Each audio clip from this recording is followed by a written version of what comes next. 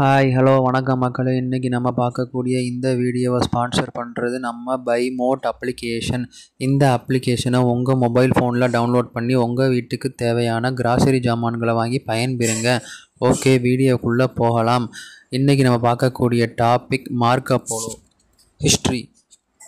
வாங்க வீடியோக்குள்ளே போகலாம். மார்க்கோ போலோ வரலாறு. மார்க்கோ போலோ 1271 மற்றும் 1292க்கு இடையில் பட்டுப்பாதை வழியாக ஆசியா முழுவதும் பயணம் செய்த ஒரு வெனிஸ் வணிகர், ஆய்வாளர் மற்றும் எழுத்தாளர் ஆவார். அவரது பயணங்கள் தி டிராவல்ஸ் ஆஃப் மார்க்கோ போலோவில் உலக அற்புதங்களின் புத்தகம் என்றும் இல் மில்லியோன் சுமார் 1300 பதிவு செய்யப்பட்டுள்ளன.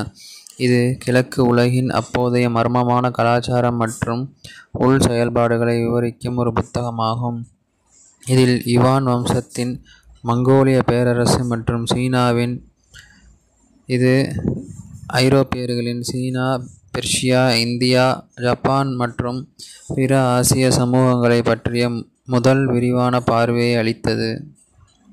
வெனிஸில் பிறந்த மார்க்கோ தனது தந்தையிடமிருந்து அவரது மாமா நிக்கோலோ மற்றும் மாபியோவிடமிருந்து வணிகக் கலையை கற்றுக்கொண்டார். அவர்கள் ஆசியா முழுவதும் பயணம் செய்து குப்லாய் கானை சந்தித்தனர். 1269ஆம் ஆண்டில் அவர்கள் முதல் முறையாக மார்க்கோவை சந்திக்க வெனிஸுக்கு திரும்பினர்.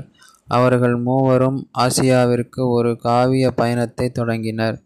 பட்டுப்பாதையில் பல இடங்களை ஆராய்ந்து கேத்தே அடையும் வரை மார்க்கோவின் புத்திசாலித்தனம் மற்றும் பணிவால் ஈர்க்கப்பட்ட குப்லாய் கானின் அரச சபையால் அவர்கள் வரவேற்கப்பட்டனர். குப்லாயின் வெளிநாட்டு தூதராக பணியாற்ற மார்க்கோ நியமிக்கப்பட்டார்.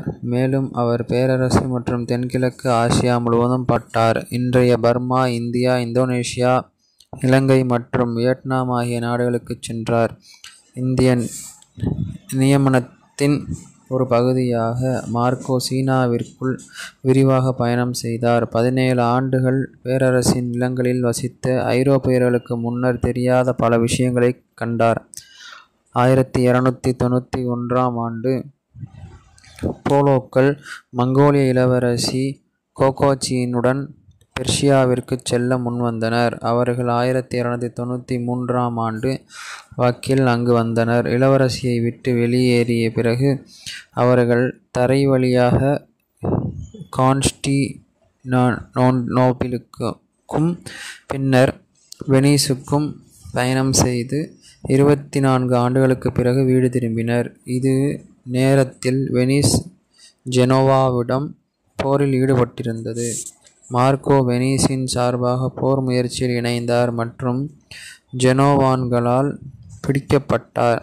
சிறையில் இருந்தபோது அவர் ஒரு சிறை தோழரான ரூஸ்டி செல்லோடா பிசாவுக்கு தனது பயணங்களின் கதைகளை ஆணையிட்டார். அவர்கள் 1299இல் விடுவிக்கப்பட்டார்.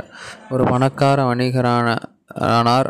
திருமணம் செய்து கொண்டார். 3 குழந்தைகளை பெற்று அவர் 1324இல் இறந்தார் மற்றும் வெனிஸில் உள்ள சான் லோரென்சோ தேவாலயத்தில் அடக்கம் செய்யப்பட்டார். இதுவே இவரது வரலாறு ஆகும். நன்றி, வணக்கம்.